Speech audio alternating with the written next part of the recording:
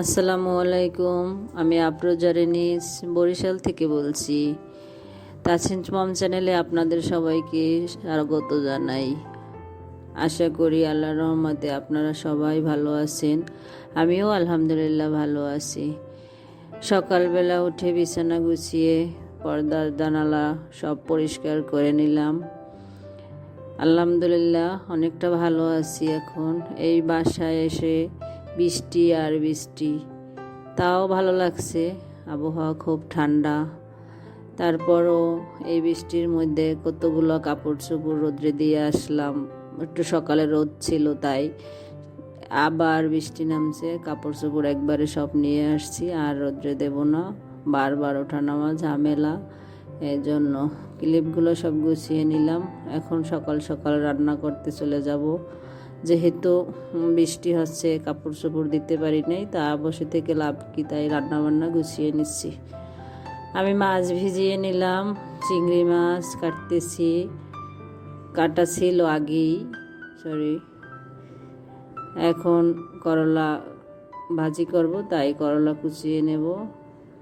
এরপরে রান্না বান্না শেষ করে আগে দেখি যদি সময় হয় কাপড় চোপড়গুলো ছাদে দিয়ে আসবো।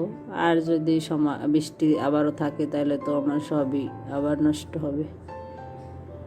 যাই হোক, আমি ছাদ থেকে এসে দেখি আমার শাশুড়ি এখানে আমার সবজি কাটছে, তাই একটু ভিডিও করে রেখে দিলাম, যে আমার বলা লাগে নাই, এসেই দেখি আমার শাশুড়ি আমাদের সবজি কেটে যত্ন করে রাখছে, শাক কাটছে। এখন আমি যা বাকি আছে গুছিয়ে রান্না বসিয়ে দেব। আলহামদুলিল্লাহ ভালো একজন শাশুড়ি পেয়েছি।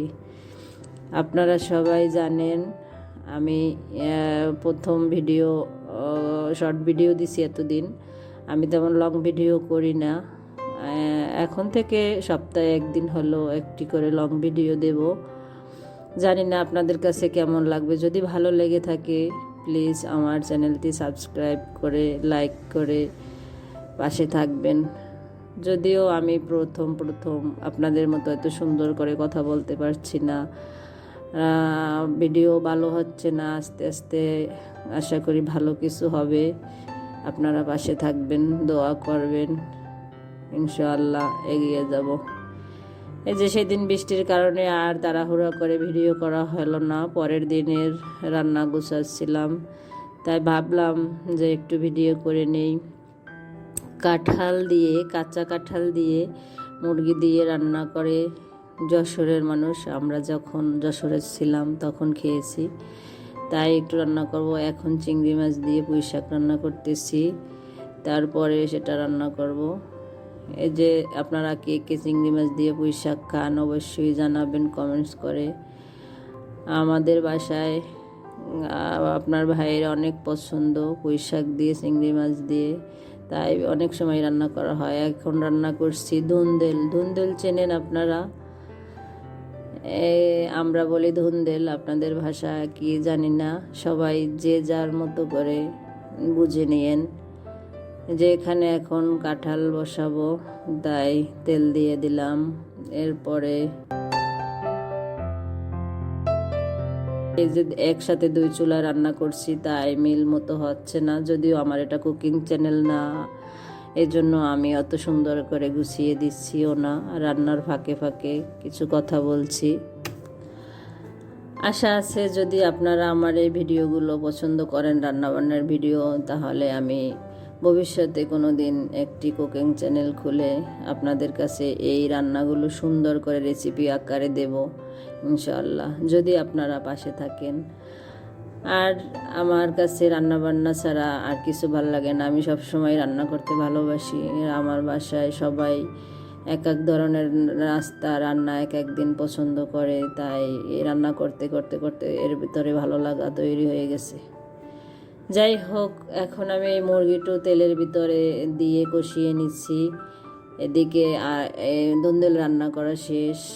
মুরগি যে এখানে আমি মশলা দিয়ে দিলাম, আদা রসুন, আর এই মুরগির ভিতরে হলুদ মরিচ লবণ হালকা হালকা দেওয়া ছিল, তাতে তো হবে না, তাই আরও একটু হলুদ মরিচ লবণ হলুদ দিয়ে দিলাম, একটু জিরার গুঁড়া দিয়ে দিলাম। এখন আমি একটু ভালো করে কষিয়ে তার ভিতরে একটু পানি দিয়ে এই মুরগিটা অল্প সিদ্ধ হওয়ার জন্য একটু কষিয়ে তার ভিতরে একটু হালকা পানি দিয়ে দিলাম। এখন ঢেকে দিলাম। কিছুক্ষণ পর নাড়াচাড়া করে আগে থেকে সিদ্ধ করা কাঁঠাল মানে ভাপে দিয়ে রেখেছিলাম, ফ্রিজে ছিল, তাই যে একটু শক্ত ছিল, এখন জমাট বাঁধা, এই জন্য একটু দেরি হয়েছে ছাড়তে। একটু মশলা দিয়ে দিলাম, লং, দারচিনি, এলাচ, ভালোভাবে একটু কষিয়ে নিয়ে হালকা একটু টক দই দিয়ে দিলাম। কারণ টক দইটা দিলে নারকেলের দুধ দিতে হয়, নারকেলের দুধ না দিলেও হয়, সমস্যা নেই, তবে একটু টক দই দিলে ভালো লাগে। হালকা একটু চিনি দিলাম, একটু পানি দিয়ে, পানিটা কুসুম গরম করা ছিল, ঠান্ডা পানি দিলেও সমস্যা হয় না। এই যে কষিয়ে পানিটুক দিয়ে ঢেকে দিয়েছিলাম ওপাশে। এখন এই পাশে আবার আমি রান্না করতেছি। একটু পেঁয়াজ ভেজে এর ভিতরে ব্রেস্তার মতো করে দিয়ে দিয়েছিলাম একটু স্বাদের জন্য। এখন আবার পেঁয়াজ ভেজে এখানে একটু চিংড়ি মাছ দিয়ে আর একটা রান্না বসিয়ে দিলাম। একটু হালকা হলুদ দিলাম, পানি, মরিচের গুঁড়ো দিয়ে রান্না করতে করতে আপনাদের সাথে অনেক কথা বললাম, যদিও আমার এটা রেসিপি না, তাই আমি ভালোভাবে দেখাচ্ছি না, আপনাদের সাথে শুধু কথা বলতেছি। এখানে পুঁই শাকের রান্নার কথা বলছিলাম, সেই পুঁই শাকের ডাঁটাগুলো আগে কষিয়ে নিচ্ছি, এদিকে থালাবাটি ধুইতেছি। আমি এক হাতে অনেক কাজ করি, এক পাশে রান্না করি আর এক পাশে ধোয়া মোছা করি। ডাঁটাগুলো ভালো করে কষানো হয়ে গেছে, এখন আমি শাকগুলো দিয়ে দিলাম, একটু নাড়াচাড়া দিয়ে ভালো করে কষিয়ে। এদিকে আমার থালাবাটি ধোয়া শেষ, এখন আসছি একটু দেখতে রোদ উঠছে কিনা। মাশাআল্লাহ একটু ভালোই রোদ উঠছে, তাই বিছানার চাদর ধুয়ে কাপড়, ছেলের আমার সকলের কিছু কাপড় চোপড় ছিল, এই যে ছাদে দিয়ে আসলাম। আজকের মতো এখানেই আমি ভিডিওটা শেষ করলাম। আল্লাহ হাফেজ। আপনারা সবাই ভালো থাকেন, সুস্থ থাকেন, এই কামনা করে বিদায় নিলাম।